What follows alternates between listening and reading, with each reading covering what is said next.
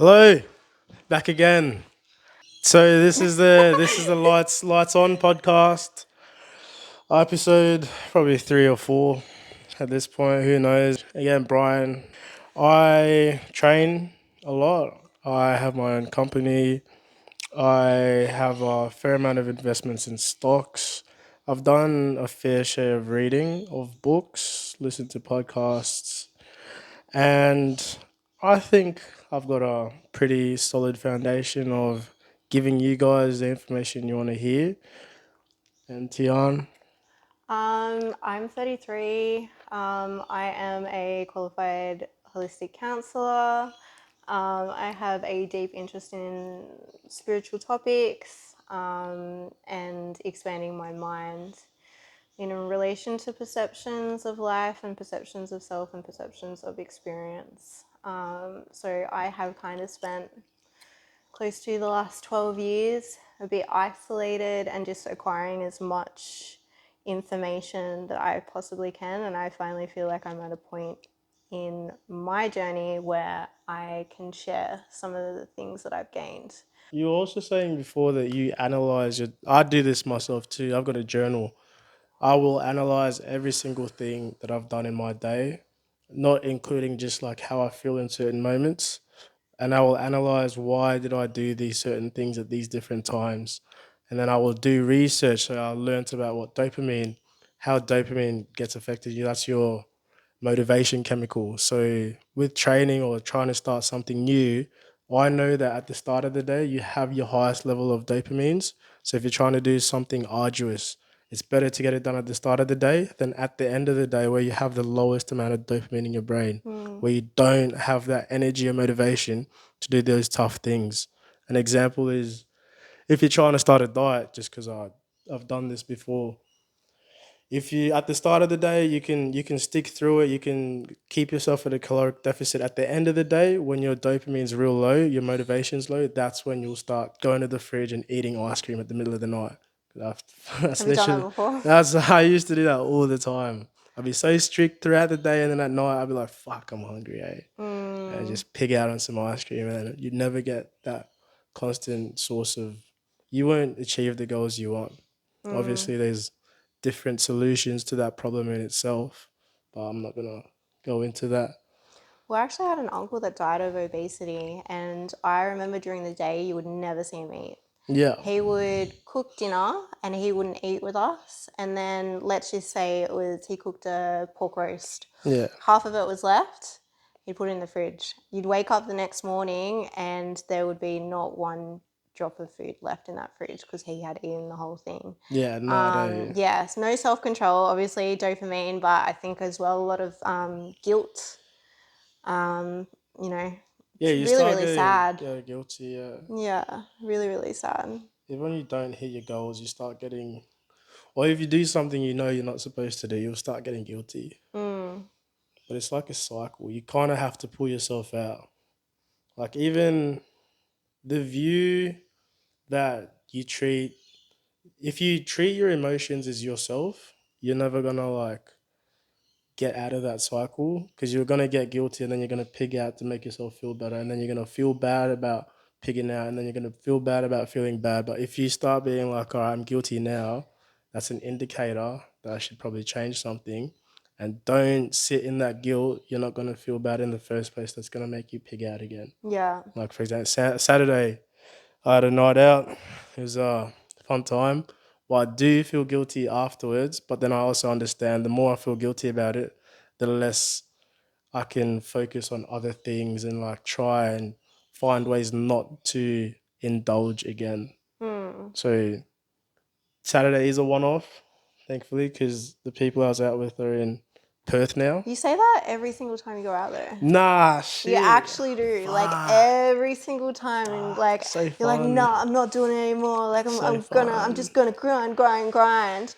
You just gotta get over it. Like, who cares? You're human. If you want to have a night out, you can have a night out without feeling guilty. It's one day. Yeah, yeah. You say that, but What do you gotta mean? gotta stay in the grind.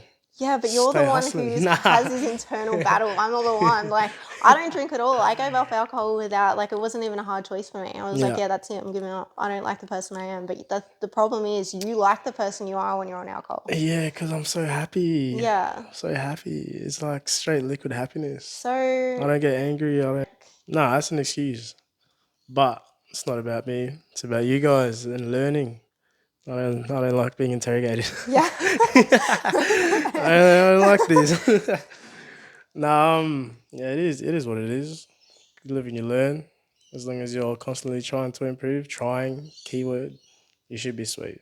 Yeah, I think at the end of the day, you'll be a millionaire. But I was like fucking going out every Friday and Saturday night without a doubt. Like, Ew, and I was yuck. Nah, not trying joking, to joking. improve myself whatsoever. I Yeah. was just happy with the status quo and I was happy with just getting fucked up and running right away from my problems. But you don't utilize it in the same way.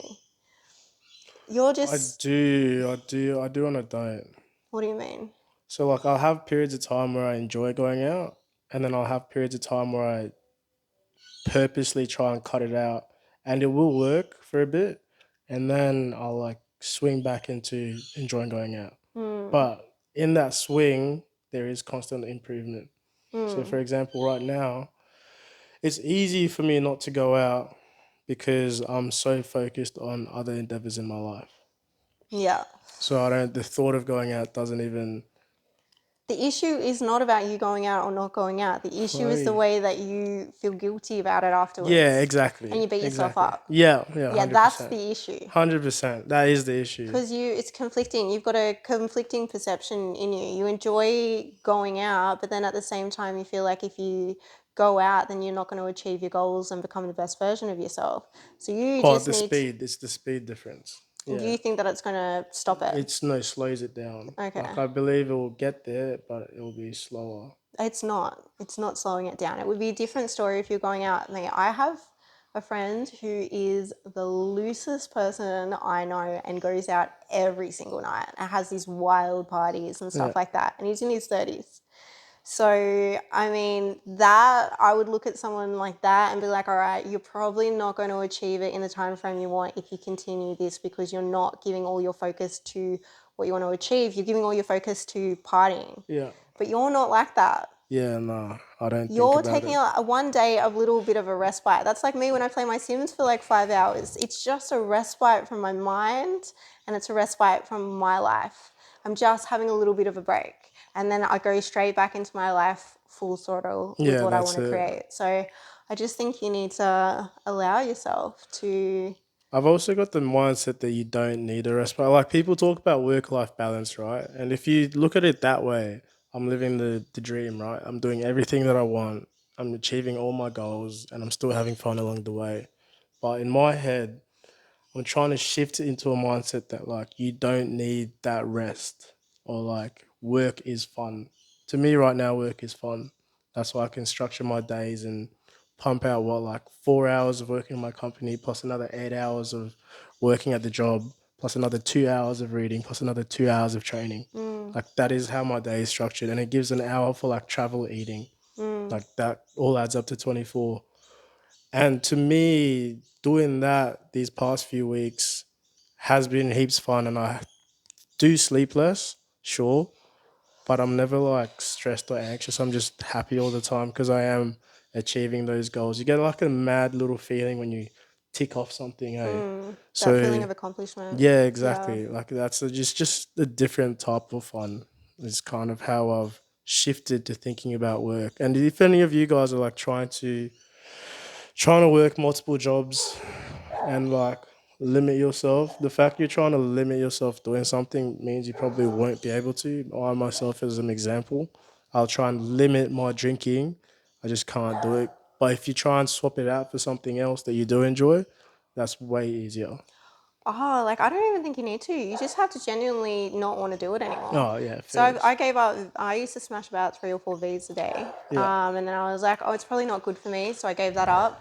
And then I was like, you know what? Soft drinks probably not good for me either. So I gave that up, and I gave that up easily. And I yeah. think I could count on one hand since 2012 how many soft drinks I've had. That's Like, a long time. yeah, I've just exclusively drink water, sometimes like fruit juice and stuff like that. But yeah, it wasn't hard. But with my vapes, I've smoked cigarettes since I was 16, and then I've smoked vapes for the last 2 or 3 years. The reason why I haven't given up is because I don't want to. I enjoy it. That's how I feel about drink. Yeah, Nah, no, but it makes sense. If you that's don't how want I feel to, about going then it's out, going to be bro. hard, and there's no one else in the world that you Ah. can stop it for. You can only stop it for yourself if you desire to. Yeah, if you desire to, Yeah, if you that's desire it. to. So, like, beating yourself up about it is not going to do any good. It's only going to cause harm.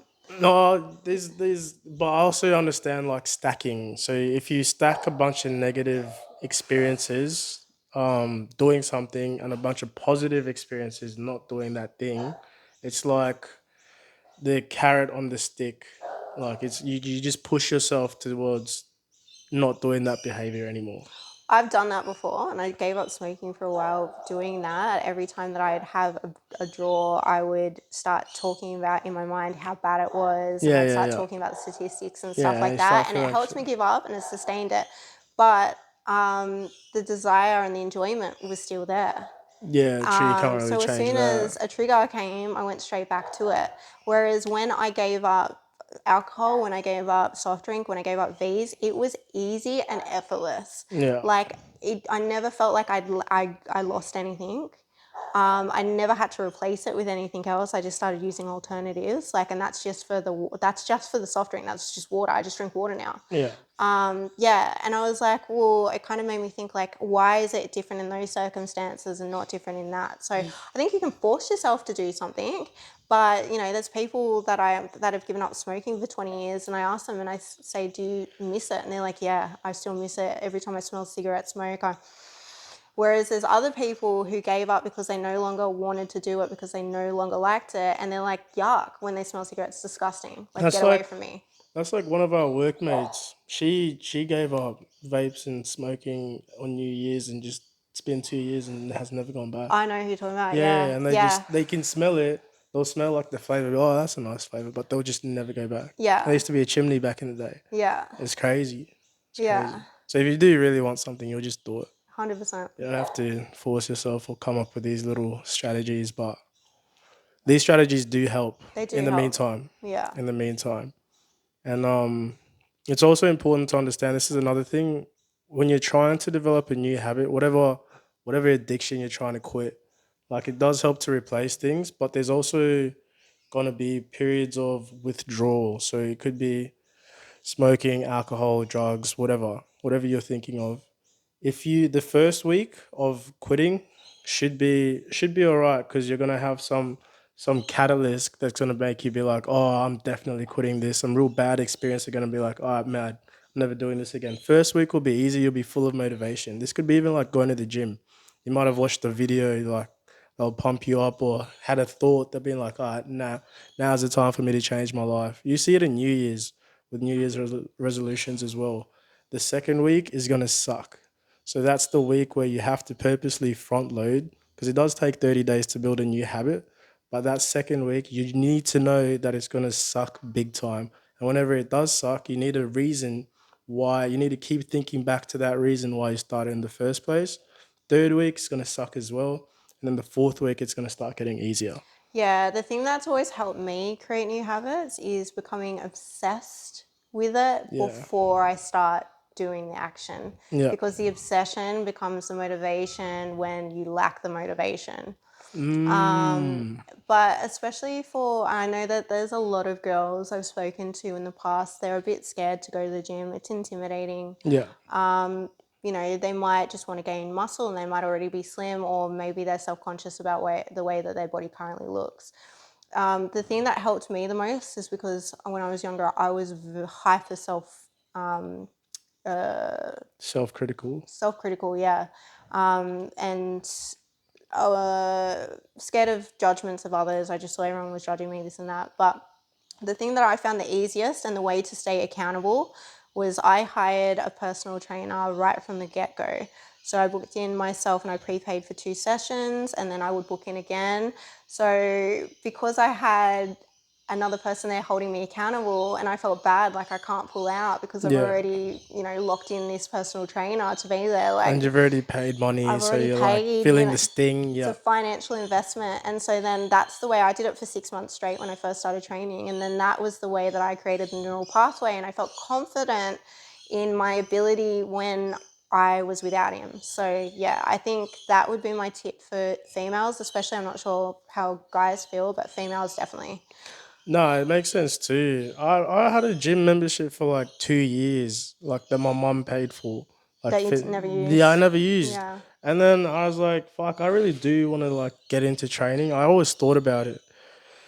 And one day I started learning about like when you make a financial investment in something, we have this thing called sunken cost fallacy. So when you invest a lot of time or energy or money into something, you want to see that thing through. Yeah. So I paid for a year upfront for my gym membership. As soon as that $900, bro, I was like 19. That hurt, like cut deep, eh? Mm, As soon as that $900 left my account, I was training every day. yeah. It was so easy for. I was like, nah, I spent this much money that I'm not wasting it. I'm going to the gym today. I don't care what I do. 100%. And the value of it has increased as well because there is an investment of either Yeah, time or money. Yeah. There's an exactly. increased perception of the value. Yeah.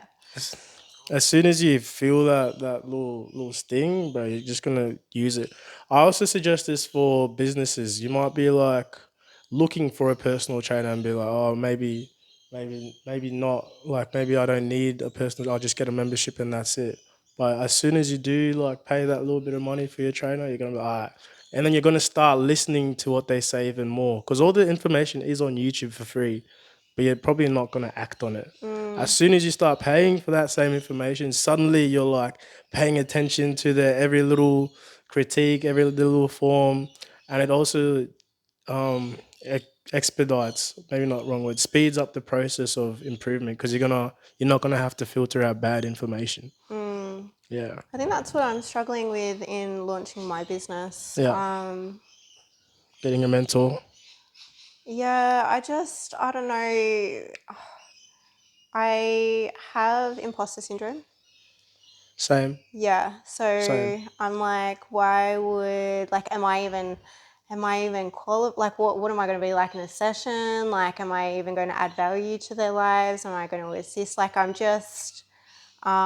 think that's what's stopping me from actually taking real action. Like, I've gotten, realistically, the hardest part of the journey is over, which was studying, and especially because I have a hard time focusing. I get distracted easily. I'm pretty Yeah, sure I've got ADHD, but that was the hardest part, and I got through that.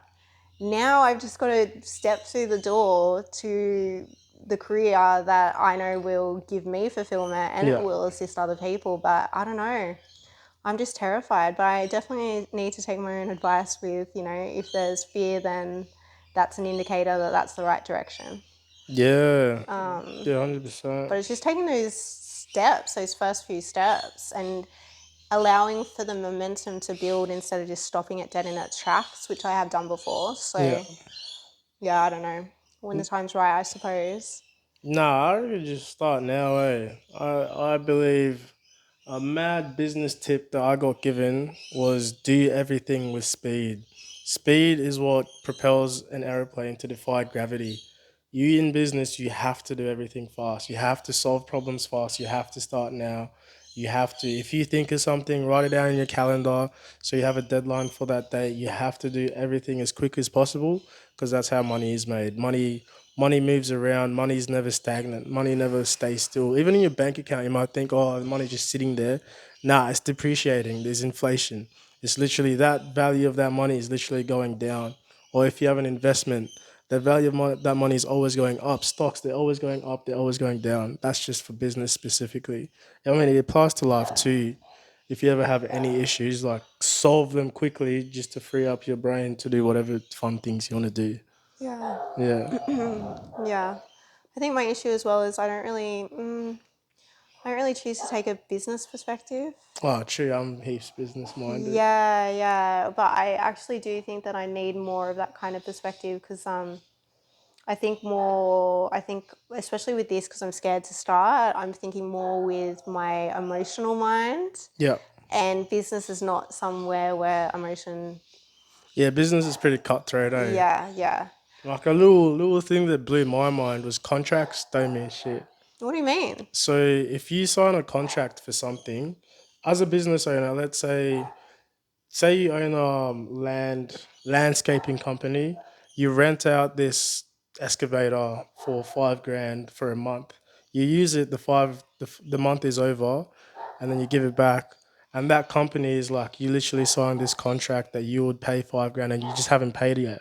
What are they gonna do? They've got 30 days to give you a notice that they need that 5 grand. After that, then they're going to be like, threaten to take legal action against you. How Yeah. much is that going to cost? How long is that going to cost? Lawyers are so expensive.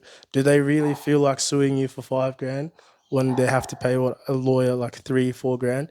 If you come back out and be like, oh, look, mate, this business, like, it's about to go liquid, like, here's 3 grand, take it now, or just you're not going to get paid because I'm going to declare bankruptcy. What do you think that business is going to do?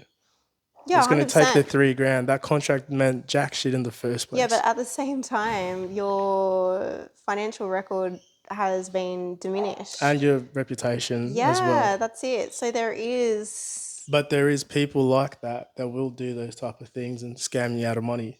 So when they sign contracts and you sign a contract, in the back of your head, you should always know this contract doesn't mean shit. You should never rely on a contract. Never, which is mind blowing, eh? Yeah, I suppose as well, if you're doing business with large corporations that do have the financial backing to fight something if they wanted to. Yeah. Do you know what I mean? Then there would be, but if it's like if you own like a little corner shop and you sign a lease agreement and they just randomly bump up the prices, are you going to take them to court? No, they can just back out of their contract. Yeah. There's nothing you can do. Yeah, but they're not the type of people that you want to be doing business with anyway. Exactly. So, yeah. One thing I have noticed that's changed with me as I've gotten older is if I have to sign a contract, even the lease for this place, I read every single, it was like a 20-page lease. I Yeah. read every single word, Yeah, every single true. word. I was like, I need to make sure I know what I'm getting into before I say yes.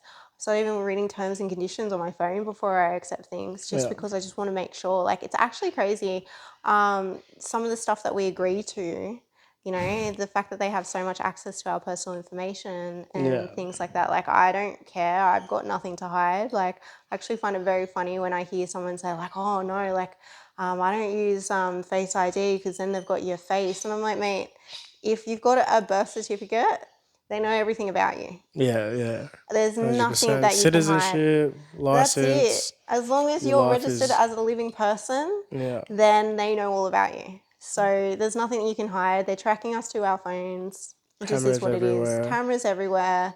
Cameras in your phone apparently are always recording. The fact that TikTok has got the spyware installed into the app so it picks up everything that you're saying and I then didn't know that. shows you relevant. How have you not known? That's why I I don't had have no TikTok on my clue. phone. I love TikTok. I use I YouTube pump Shorts it. because of the spyware on TikTok. True, I don't care if they go to my phone either, Yeah, but it's a but bit creepy when you mention like fucking surfing in Bali, and then the next minute, the first thing you see on TikTok is a surfer in Bali. Like, that is I eerie. don't that phenomenon. I don't know. I don't No, understand it's it. been proven. That's I why there don't was a big understand. thing in the US about trying to ban TikTok. I don't know if it's that your reticular activate. Do you know what that is? A what? Reticular activation system. No, what's Like that? if you close your look around the room, I'm about to ask you to look for every green thing. So around the room, if you can look at them, and then close your eyes. Can you name? Close your eyes. Can you name 5 things that are blue? But you can name every fucking green thing in the surrounding because your reticular activation focuses on certain things. Even though you're seeing the blue, like if you look around now, you'll see bits of blue.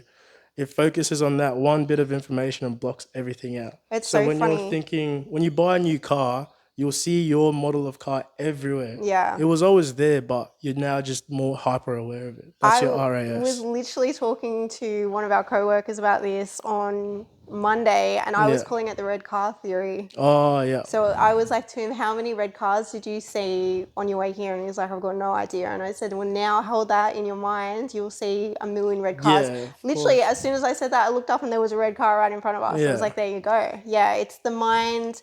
And that's why when you have certain belief systems about yourself, like for instance, no one cares about me, Yeah.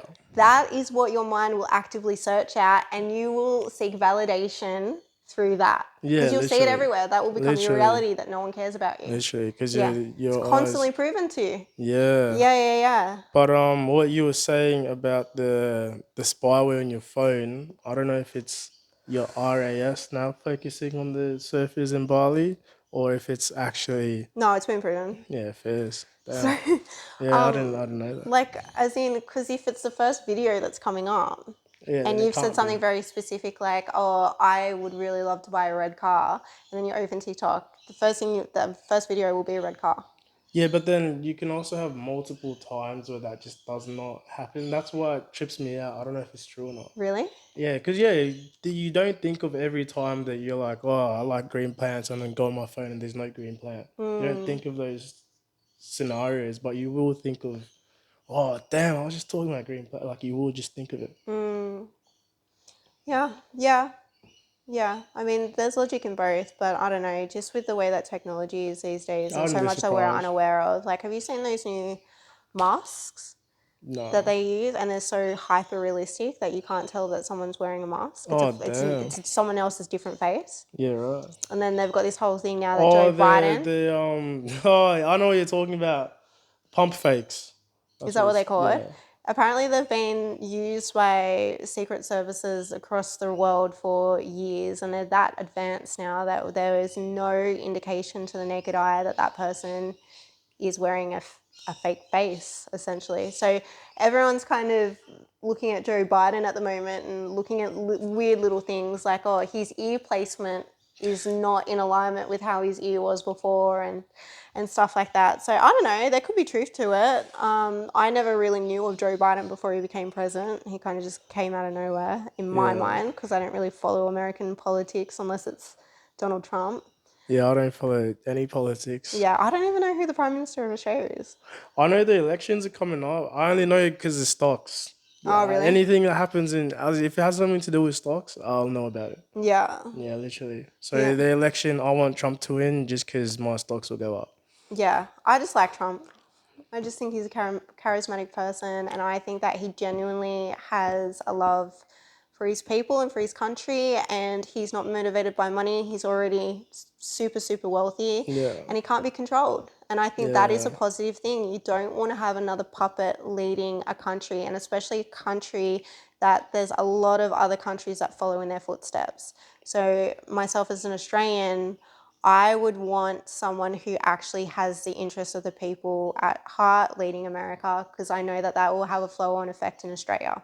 Mm. Well, that's the thing about, the El Salvador president, the president of El Salvador. He's completely disconnected himself from any other influence from any other country.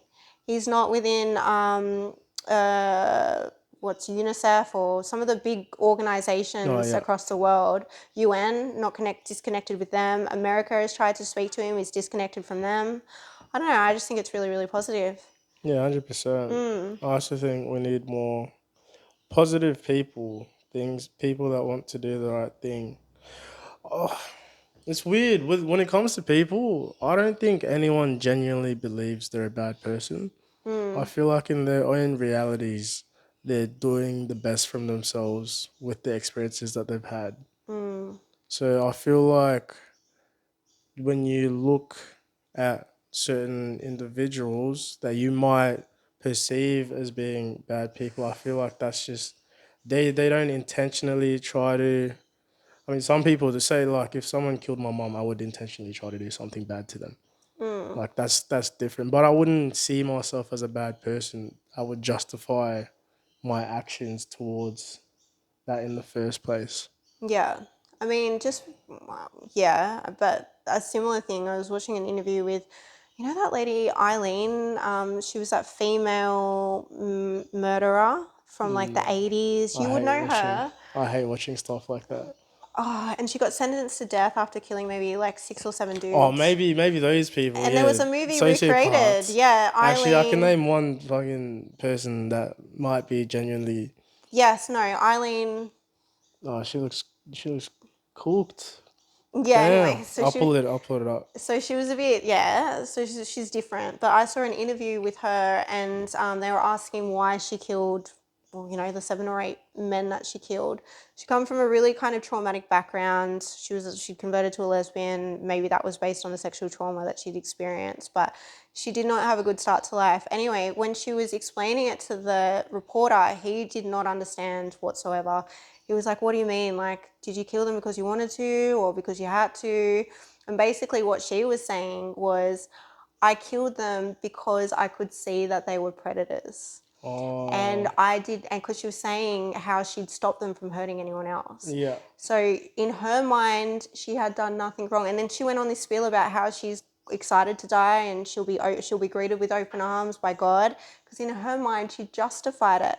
I have removed these predators from the earth so yeah, they cannot hurt anyone else. How many lives have I just saved? yeah, And no one could kind of tap into that perspective. No, she was very misunderstood. But when I watched that, I was like, okay, I can see why you are the way you are and why yeah, you don't harbor any guilt. She didn't. She had yeah. no remorse whatsoever.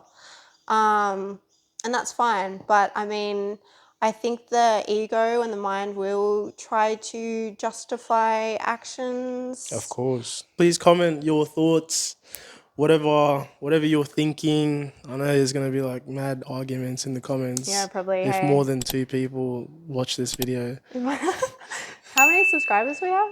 I don't know, bro. I don't know.